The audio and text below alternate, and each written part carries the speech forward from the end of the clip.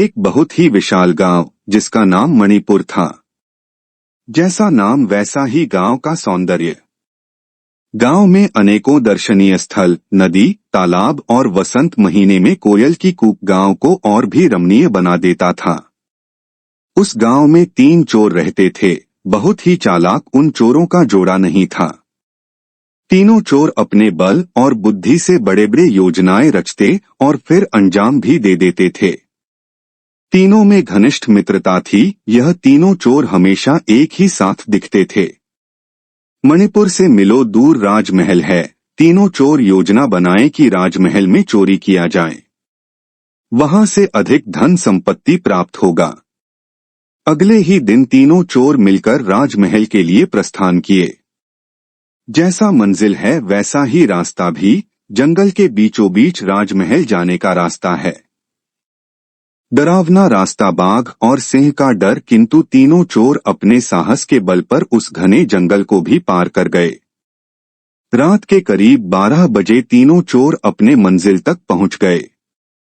पहरेदार पहरा दे रहे हैं और उस बीच पता नहीं कैसे ये तीनों चोर राजमहल में पहुंचकर महारानी की आभूषण एक गठरी में बांधकर वहां से भाग निकले। कैसी रणनीति थी पहरेदारों के बीच से चोरी कर निकल जाना, यह एक आश्चर्य की बात है। तीनों चोर चोरी कर सामान लेकर अपने गांव वापस लौट रहे थे। रास्ते में उसे जोरों के भूख सता रहे थे। पेट की ज्वाला मानने को तैयार नहीं था। उस सघन वन में खाने का कोई भी वस्तु नहीं दिख रहा था। तीनों एक पीपल के वृक्ष के नीचे बैठ गए। विचार किए कि एक आदमी बाजार से जाकर कुछ खाने का वस्तु लाएं और तब तक हम 2 आदमी सामान की रक्षा करते हैं। एक चोर इस बात से सहमत हो गए और भोजन की तलाश में बाजार के लिए प्रस्थान कर दिए। बहुत दूर जाने के बाद उसे एक होटल मिला। वहां बैठकर वह भरपेट भोजन किया। भोजन करते समय चोर के मन में बुरे बुरे विचार आ रहे थे। उन्होंने सोचा क्यों ना उन दोनों के भोजन में जहर मिला दिया जाए, ताकि जब वे खाएंगे तो दम घुटकर मर जाएंगे, तब तो सारा माल हमारा हो जाएगा ना। बच्चे को चोरी करना नहीं पड़ेगा। पूरे परिवार ठाट बाट से जीवन बिताएंगे। बहुत चोरी की है किंतु इतना अधिक माल कहीं नहीं मिला। 7 पुस्त तो कम से कम चलेगा ही। इधर जंगल में बैठे दोनों चोर अलग बुरे बुरे विचारों में फंसे हैं।